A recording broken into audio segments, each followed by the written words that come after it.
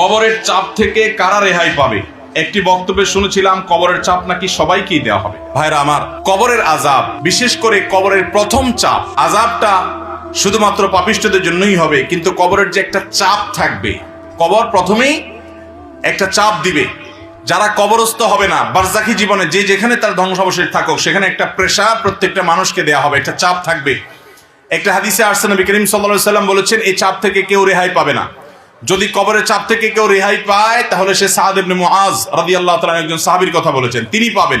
এছাড়া আর কেউ কবরের চাপ থেকে রেহাই পাবে না। তবে এটা আলমুল গায়েবের বিষয়, কেমন হবে সেটা একমাত্র আল্লাহ ভালো জানেন। এটা ঠিক, যারা ঈমানদার তাদের চাপটা হবে সহনীয়, যারা বেঈমান তাদের চাপটা হবে অসহনীয়। এই জন্যই কবরের এই জগৎটা সম্পর্কে সবচেয়ে বেশি ভয় পেতেন সাহাবায়ে কেরাম এবং খুদ রাসূল আকরাম সাল্লাল্লাহু আলাইহি ওয়াসাল্লাম সাবধান করতেন। তিনি বলেছেন, কবর হলো আউয়ালু মানাজিলিল আখিরা, আখিরাতের প্রথম ধাপ। যে ব্যক্তি এই ধাপে পার পেয়ে যাবে, তারপরে সব ধাপগুলো সহজ হবে ইনশাআল্লাহ। অতএব ভাইরা আমার, কবরের এই চাপ থেকে আসলেই কেউই রেহাই পাবে না। এমনকি মুসলমানদেরকেও, ইমানদারদেরকেও চাপটা দেওয়া হবে, তবে তাদেরটা কাফের এবং পাপিষ্ঠদের চাইতে ভিন্নতর হবে, সহজতর হবে, কিন্তু হবে। সে হাদিস কিন্তু আছে, তার ধরন কেমন হবে সেটা একমাত্র আল্লাহ তাআলা ভালো জানেন। এই জন্যই কবরের এই জায়গাটা নিয়ে আমাদের সব সময় চিন্তা থাকা উচিত, পেরেশানি থাকা উচিত। বিশেষ করে কবরের যে আযাব হবে, সওয়াল জবাব হবে, এগুলো থেকে মুক্ত হওয়ার জন্য, বিশেষ করে আযাব থেকে বাঁচার জন্য আমাদেরকে কিছু আমল করতে হবে। যেমন যারা চগলখড়ি করে, তাদের কবরের আযাবের আশঙ্কা বেশি হয়। এই জন্য চগলখড়ি ত্যাগ করা, এটা কবরের আযাব থেকে মুক্ত থাকার জন্য পূর্ব শর্ত।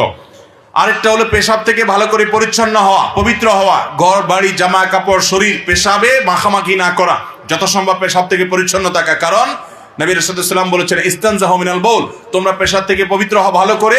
ফাইন্না আম্মাতা আযাবিল কবরি মিনহু, কারণ বেশিরভাগ কবরের আযাব পেশাবের কারণে হয়। এই জন্য পেশাব থেকে পরিচ্ছন্ন হতে হবে। কবরের আযাব থেকে মুক্ত থাকার জন্য, নাজাতের জন্য রাতে সূরা মুলক তেলাওয়াত করতে হবে। নবী সাল্লাল্লাহু আলাইহি ওয়াসাল্লাম বলেছেন, যারা রাতে শোয়ার আগে সূরা মুলক তেলাওয়াত করে, আল্লাহ তাআলা তাদেরকে কবরের ফিতনা থেকে বাঁচিয়ে রাখেন। ঠিক একই ভাবে কবর আযাব থেকে বাঁচার জন্য সাধারণত যে কোনো গুনাহ থেকে আমাদের বেঁচে থাকতে হবে। আল্লাহ তাআলা আমাদের সবাইকে সেই তৌফিক দান করুন। তাহলে ভাইরা আমার, কবরের যে চাপের কথা বলা হয়েছে, হাদিসের ভাষ্য মতো সেটা সকলকে দেওয়া হবে, এমনকি ঈমানদাররাও সেটা থেকে রেহাই পাবে না। এই জন্যই সাহাবায়ে কেরাম অনেক ভয় পেতেন কবরের জগৎ নিয়ে। এইখানে নাজাত তো বাকি সবগুলো নাজাত। আল্লাহ আমাদের সবাইয়ের কবরের জগৎটাকে সহজ করুন এবং বারজাখী জীবনে আমাদেরকে আল্লাহ তাআলা সকল আযাব ফিতনা থেকে বাঁচিয়ে রাখুন।